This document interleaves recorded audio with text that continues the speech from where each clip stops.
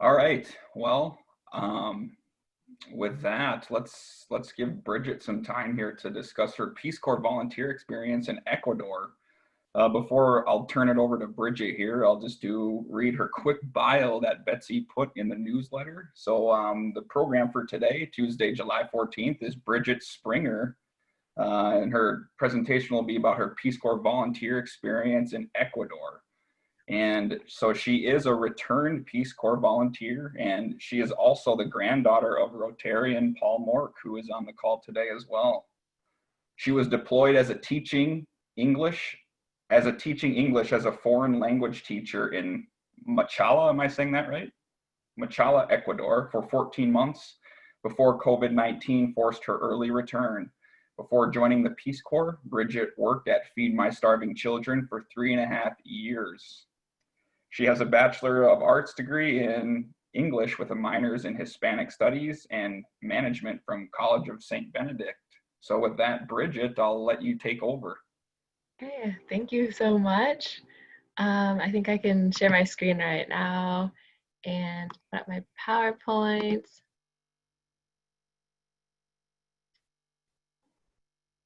Okay. Awesome. Well, again, thank you guys for having me. I'm just gonna set a timer to respect your time as well. Okay, great. As you know, my name is Bridgette Springer. I'm a returned Peace Corps volunteer from Ecuador and the granddaughter of Paul Mork. So as I was putting together this presentation, I was just struck by how different I thought it was going to be. I was supposed to be in Ecuador until March 2021 and on annual leave this week to attend a friend's wedding. COVID-19 has changed all of our lives, but for me, that came in the form of a text message that I received at 9:30 p.m. on Sunday, March 15th. It simply read, "Peace Corps is suspending its operations worldwide. Pack your bags and be ready to go by tomorrow morning." So I spent the next 15 hours crying on the phone and packing up my apartment and was on a bus to Guayaquil to catch a flight back to the States the next day at 12:30.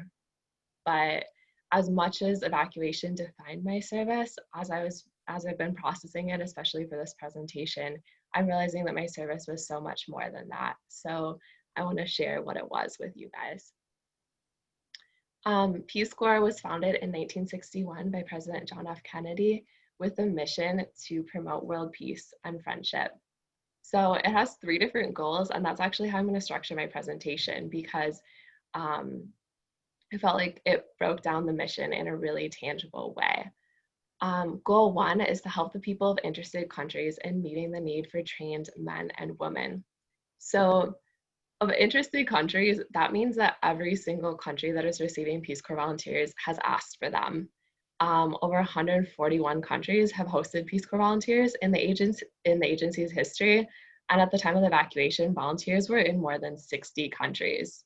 As you can see from the map, most serve in Africa, but in Central and South America, we're 20%, and Ecuador actually has hosted volunteers since 1962. It was one of the first Peace Corps countries ever. Volunteers serve, mostly 98% of them serve in the traditional 27-month program. So it's 3 months of training and then about 2 years in your community. And then 2% of those serve in Peace Corps Response, which is a shorter term assignment that is more targeted. But over 230,000 Americans have served as Peace Corps volunteers, and the majority of those volunteers are serving within those 6 sectors. In Ecuador, we have 3 out of those 6. We have education, health, and youth and development, and usually about 135 volunteers in country. So my Peace Corps story actually began in the Dominican Republic, and back in 2018, I was working for Feed My Starving Children at the time, on a digital multimedia story about a community in Abate, which is Haitian immigrants coming to the Dominican Republic to cut sugarcane. And I had been in that community about 3 years ago, or 3 years before that, in 2015, just kind of listening to the community's needs and what we could do to start a project there. And then when I came back, I got to spend 3 days there doing interviews and hearing the stories of the changes that had happened from the project firsthand. For me, that was something that I hadn't gotten to do since about 2015 when I lived in Guatemala for a year between graduated from college and starting my role with Youth My Starving Children in international programs. And it really made me realize that I wanted to be part of the in-between, not just the before and after. I wanted to experience community development on a daily basis and the challenges and rewards that the people were talking about in this community meeting. So I actually submitted my Peace Corps application that week. Peace Corps recently changed their application process in about 2013, I think it was, that you can apply to certain countries. So I applied actually to the Dominican Republic and also to Ecuador to work in the education sector based on my background. I ended up in Ecuador about 7 months after that. I started in Quito for my first 3 months receiving training. And then I ended up being assigned to Machala, which is a city on the coast of Ecuador. You can see it circled. Machala was not what I expected at all in my Peace Corps assignment. For some reason, I had thought that I would be in a little town in the Andes Mountains or in the Amazon rainforest. We don't have Peace Corps volunteers in the Galapagos, unfortunately, but I ended up on the coast in a city that was the 5th largest city in the country. There were 240,000 people there. And it is known as the banana capital of the world. That's Machala's claim to fame for the bananas that it grows and the people consume. It also has the 2nd largest port in the country that exports a lot of shrimp as well, which is a big agriculture, not agricultural, I guess, but product that they cultivate on the coast. As Brian mentioned, I was a TEFL teacher, so I was teaching English along with my Ecuadorian counterparts in a public high school. So my school was actually called Colegio Machala, very originally named after the city, but it was one of the kind of more prominent schools in the city, but my students came from really vulnerable areas, and it was middle and high school, so the middle school students attended in the afternoon and then the high school students attended in the morning. There were about 1,400 total, and then 70 staff members there. I actually came on their 50-year anniversary, so I got to be part of all of the celebrations that entailed, and making it one of the oldest colegios or high schools in the city. My daily work as a TEFL teacher really was broken down into 3 different parts: the teachers, the students, and then the larger school community. So in terms of my work with the teachers, I worked with 10 Ecuadorian English teachers. Very closely, we co-planned every week and then co-taught 2 to 4 English classes. I worked with them on student-centered techniques primarily, but also being a resource as a native English speaker and really getting to know each of them and their strengths and weaknesses and how I could be the best resource to them. My school also had a lot of really established contests, which was super great. They had an English singing contest, a spelling bee, and irregular verb contest, super fun. But I was a resource to the students there, preparing them to participate in these contests. And I also started an English club during recess for the 10th grade students where they could practice their conversation and speaking. Outside of that, in the school community, I was really passionate about encouraging critical thinking. And one of the things that I'm most proud of is a study skills workshop that I put on for 14 8th graders who were in danger of failing their English class. So after that, they all improved their next test grade, and I was actually going to share those findings and other things that I've been doing to encourage critical thinking that first year in a teacher training that we had planned for a couple weeks before we were evacuated, or after we were evacuated. Another thing that I was really passionate about and excited about for my school community for the second year was to work on a Girls on the Run club. So it was kind of based on this program in the United States that that goes through girls empowerment through fitness and running. So I was working with a middle school gym teacher on that project, and it's probably one of the things that I'm most disappointed that I won't be able to finish. So besides the technical skill exchange, one of the things that people are surprised to learn about Peace Corps is 2 to 3 goals actually focus on cultural exchange. So goal 2 is to help promote a better understanding of Americans on the part of people served. So for me, this looked like a lot of food and celebrations. I lived with 2 host families in my time in Ecuador. The first one for 3 months in Quito, and then the second for 6 months in Machala. I brought some great Minnesota food with my precious luggage space, including wild rice and Spam and salted nut rolls. Spam was a surprising hit in both of my host families. But I've actually never had it because I'm a vegetarian. So that was also a really big topic of conversation because most people had heard of vegetarians but never actually met one before. So it was a constant fascination of what I actually ate besides fruits and vegetables. Other than that, I helped cook a lot of sweets and expose Ecuadorians to them from the United States. I would babysit one of my teacher's 9-year-old daughters on Saturday mornings while her mom had summer school. So we'd make Rice Krispie bars and chocolate chip cookies to share with her mom and other teachers at the end of their day. And I also exposed another teacher's family to s'mores and scones and all kinds of other good sweets. Ecuadorians are really big on sugar anyway, so it wasn't too much of a stretch. The other thing that was fun was sharing celebrations. So this actually started with a Super Bowl party that got a little bit out of control because my entire group came at my host family's house in Quito. But my host family really enjoyed learning about the rules of football and trying mac and cheese for the first time and singing along to the halftime show to Maroon 5. So that inspired me to continue sharing these sorts of traditions with my host family down in Machala. I moved in just around Easter time, so we dyed Easter eggs with my host sister and my host cousin.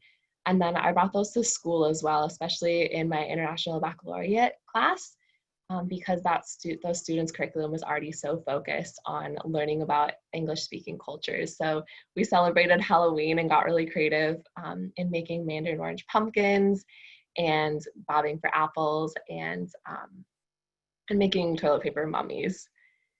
But this last picture on the left is one of my favorites. We're actually measuring one of my teacher's feet to make sure that Ecuadorian shoe sizes are the same as American shoe sizes when we were going Black Friday shopping.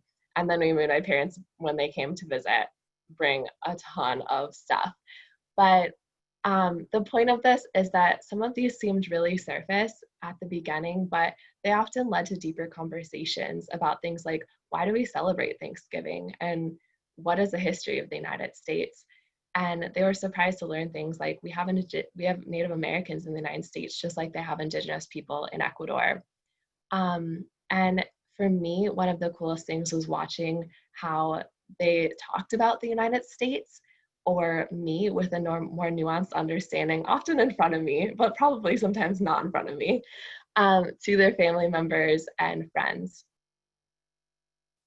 So goal 3 then is to help promote a better understanding of peoples on the part of Americans. So this involves presentations like this. This is the 3rd goal presentation technically. But for me, it's also a lot deeper. It involves integrating my experience into my professional and my personal life. So professionally, I think it's pretty easy. I'm starting my master's in international educational development at the University of Pennsylvania this fall. So very relevant to what I was doing in Peace Corps. And I think that the understanding that I have firsthand of educational systems in Guatemala and Ecuador will really enrich my studies and hopefully my cohorts as well. But personally, it's a little bit deeper. So I want to share a little bit of that with you. One of the things that impressed me a lot about Ecuador was the community that I experienced there. Like I said, I was really nervous going into a large city where I didn't know anyone, and I really found community in my school. On my second day, I joined the teacher dance for the 50th anniversary celebration, and 3 months later, I was dancing down the street of Machala in a sequin vest and mask. Um, and that really just led to so much more, to be included in birthday celebrations and baby showers, just really in the daily day-to-day of the workplace there. And soon that led to outside of the workplace. I can't tell you how many birthday parties of family members of my teachers who I didn't even know I went to and was invited to, because it was nearby my house and they wanted me to get to know people in my community, or because I didn't have anything to do that weekend and they didn't want me to be alone. I was also really amazed by the generosity of sharing whatever there was. Machala, I would say most of my teachers were probably middle class, but they would share fruit with me all the time, whether we harvested it at school or they brought it in from their yards. And one of the most impactful experiences there was actually during the national strike, which was 14 days during last October. And it wasn't super safe to be leaving our houses at that point. So I got a call one morning from one of my counterparts who I didn't even know very well at that point. And she just said, I was at the market this morning and I picked up some fruit for you. When can I drop it off? This is something that I would have never thought of doing in the United States, or really for anyone that I didn't really know that well. And so it really has challenged me to think about how I welcome people into the communities that I'm a part of, whether that be my country or my city or even my workplace or my school, my social groups.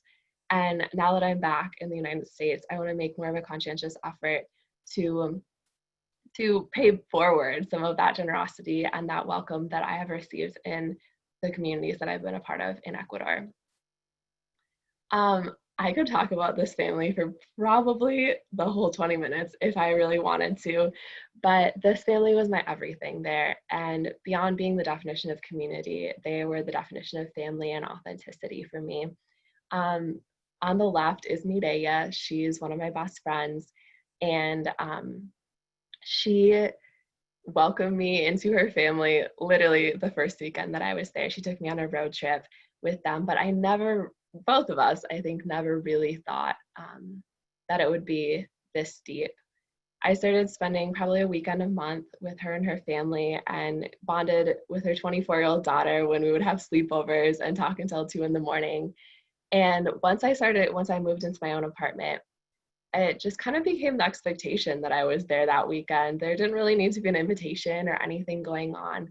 And that became quickly my favorite part of service, was just living life with them, spending lazy Sunday afternoons talking about everything in the hammock on the roof of their house, or this picture, which is another one of my favorites, just eating mangoes at a river with her extended family.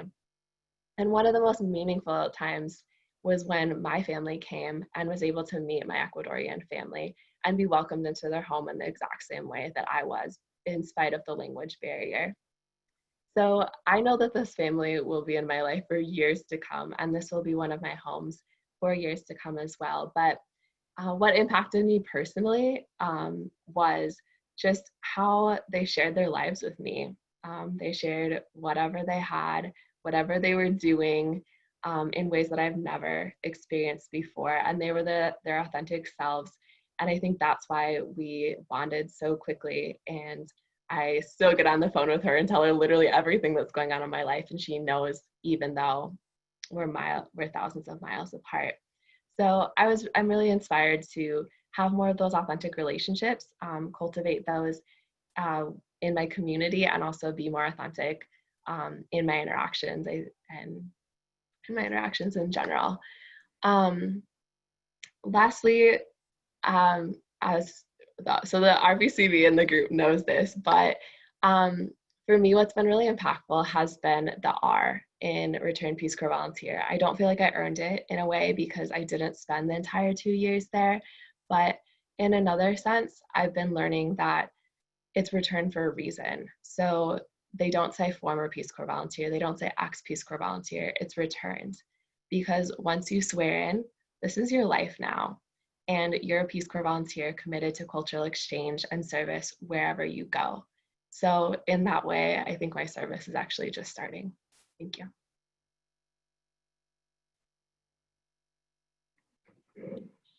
Thank you, Bridgette. That was great. Thanks. Is there any questions? I think people have been muting themselves, but if you want to ask a question, feel free just to unmute and answer and ask a question or make a comment. Yeah, I have a question. Sure. Did you request Ecuador or were you just assigned? And were you fluent in Spanish before you went? Okay, so I requested Ecuador or the Dominican Republic because I had a lot of experience in Central America through my job with Feed My Starving Children and my year living in Guatemala, but I didn't have any experience in South America and very limited in the Caribbean. So I was, I don't know, fairly fluent in Spanish before I went, which was something that I really wanted because I wanted to be able to cultivate those deep relationships and work the most effectively that I could. But Ecuadorian Spanish, as I soon learned, is very different than Central American Spanish. And even being in the United States, or talking to my Guatemalan friends, I'm experiencing those clashes of words that I now say in Ecuadorian Spanish that I did not used to say, and are not actually understood by Central Americans. So my language was really, really helpful, but it had to evolve a lot still. I have another question if I could. Yeah. I usually associate Peace Corps volunteers going and working in impoverished areas, and this was not an impoverished school that you went to.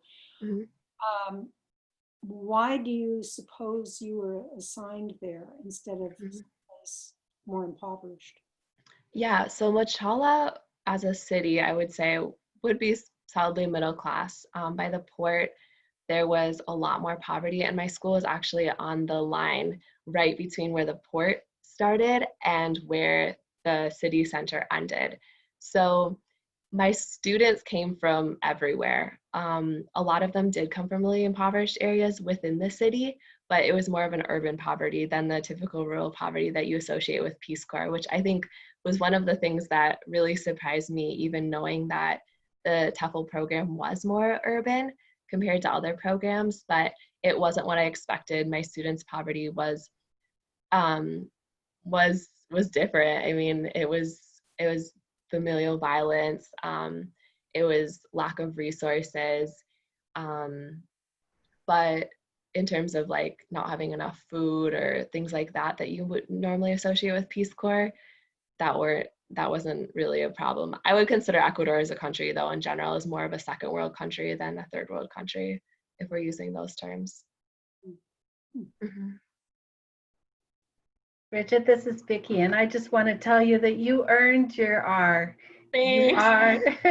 You are a returned Peace Corps volunteer, and it sounds like you did phenomenal things and you grasped the concepts and the goals of Peace Corps well, and you're living them out. So wear it proudly and don't apologize. You know, every Peace Corps volunteer has their own story, and it happens that yours happened during COVID, and this is how you handled it. So wear it proudly. Thanks. I was returned unwillingly, but I guess I am returned. I returned unwillingly after 3.5 years. So understandably. Oftentimes Peace Corps volunteers don't want to come home. Yeah. I was ready to be done with the 90 to 100 degree temperatures on a daily basis and the cockroaches. But, you know, other than that, I was just, like you said, kind of getting started in the second year. Yep, that second year is really powerful. So good work. Hope you reach out to my daughter. I really encourage you to. I totally will. Okay. Say, Bridgette, how would you compare and contrast the culture of Ecuador to what you saw in Guatemala and Dominican Republic? You were talking about the generosity and the sharing and the sense of community. How did that Ecuadorian experience compare to Dominican Republic and Guatemala? Maybe the time factor would be Yeah. critical. Yeah, I think Ecuador and Guatemala would probably be the ones that I could compare best because I was there for about 14 months in both cases. But I loved Guatemala. I think Guatemala is still first in my heart, even though Ecuador does have a special place for some of the people who I met. Um, I experienced a lot of the same generosity. I would say Ecuador took a little bit longer to get to that level just because I was in such a bigger community than I was in Guatemala. But other than that, I think for me, the biggest differences were actually the cultures, not necessarily the generosity or willingness to help, but I was in the mountains of Guatemala, which was very similar to the mountain cultures, the Andean culture in Ecuador. And then I was on the coast in Ecuador for those 13 months. And stereotypically, people in the Andes are a lot quieter, are a lot more conservative. I didn't get a lot of unwanted attention when I was in Quito or surrounding areas there. But when I went to the coast, it's a lot louder culture. It is a lot crazier, which is why I was really nervous about how I would fit in at that point. But one of the things that I learned is that people are different within cultures, so you can't generalize based even on a regional culture. And I found people within that culture who I bonded really deeply with that didn't really embody those stereotypes or embodied it in a way that I guess I didn't really expect, if that makes sense. Yeah, thank you. Mm-hmm. So Bridgette, we actually have a group chat question that came through from Betsy. Yeah. She said, how is Machala doing now in regards to COVID-19 and how are your friends doing? Yeah, so I lived in Machala, but I spent a lot of time in Santa Rosa, where that family who I spent a ton of time with lived actually. So Santa Rosa is about 20,000 people, and Machala is again 240,000 people. Santa Rosa was getting comparatively hit really hard. More towards the beginning, the coast was what was getting hit in. Okay, so Ecuador was actually one of the first countries to get hit with COVID, like in Latin America. Guayaquil, the biggest city that was about 3 hours away from me, of about 2.5 million people, they were getting international press because people were dying and there was a lot of suspicion in the hospital, so no one brought them to the hospitals. They were full, relatives didn't know what to do, and they would just be left on the street and no one would pick them up. It was pretty horrendous for a time around March and April, actually. And Machala and Santa Rosa, we're not experiencing things to Guayaquil's level, but the coast was what was hardest hit at first, because actually Ecuador has 2 different school systems within the same country, which is super weird because it's not that big of a country. But on the coast, they were on summer vacation at that time. So there was a lot more spread. And Ecuador also has a really close relationship with Spain and Italy, because about 20 years ago, their economy completely crashed and there's a ton of immigration to Spain and Italy. So around the time that COVID was just starting up, around the holidays, New Year, those were big travel times for Ecuadorians going back and forth, especially on the coast when people were on vacation. So now things seem a little bit more under control. There's been a lot of corruption there. The quarantine has been a lot stricter than here, where there are certain hours that you can go out during the day. I had friends who didn't leave their house for like 42 days straight because you could only leave once a week based on your identification number to go to certain markets. But people seem to be getting a little bit more comfortable, but schools are still online, which is a whole nother thing because a lot of my students don't even have internet access. Or even multiple devices to share with multiple siblings. But that's online for the foreseeable future.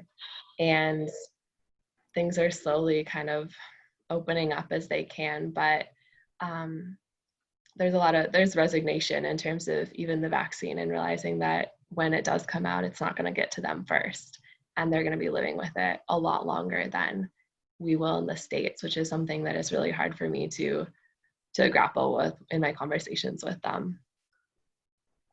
But everyone's good, at least like in terms of my friends. No one's had COVID. I know people's relatives at my school have passed away, but no one that I know close, at least. So yeah. So another follow-up question to that is, has the Peace Corps provided any update regarding a possible redeployment? Yes and no. So we were told that October would be the soonest that we could leave, but it's going to be country dependent. And they released an application to reapply, because technically when we were evacuated, they closed all of our services. So that means that we got all of the benefits as if we would have completed our service, at least for the amount of time that I was there, which includes the readjustment allowance that we get to start our life in the States again. It includes non-competitive eligibility for federal jobs, eligibility for certain fellowships and scholarships for graduate study, one of which I received for my studies. So I know that there are some people in my cohort who are able to wait that long, but I think the vast majority of evacuated Peace Corps volunteers aren't able to wait that long, because we also don't have a lot of faith that October is going to be a time that countries are ready to welcome Americans into their borders, and the Peace Corps will feel comfortable with transportation and medical risk for its volunteers. So that's the temporary timeline, but we haven't been receiving a lot of communication about that, to be honest. I think it just stems from not knowing.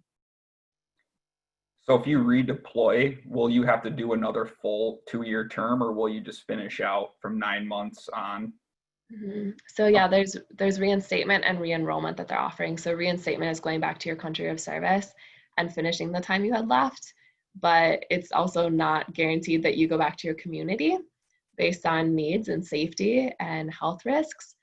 And then they're also offering re-enrollment, which is an expedited application process for starting the 2 years in a different country. So people were evacuated at different stages of their service. I was straight up in the middle. There was a group in Ecuador that was 2 weeks away from swearing in. They had just gotten their site placements 2 days before the evacuation.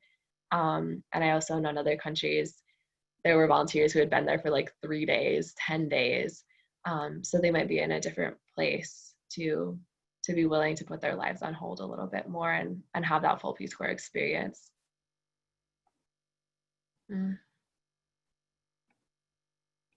Are there any other questions or comments for Bridgette?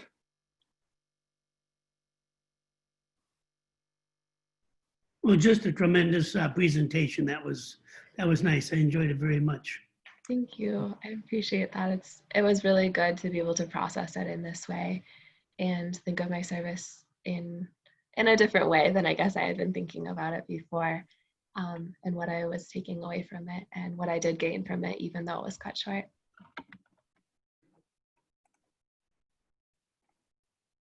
Great. So I just wanted to, before we sign off here instead of 4-way test, I just wanted to acknowledge, good to see you guys join. Gary, Colleen, and Don look like they joined late. Is that Don Anderson, I'm guessing?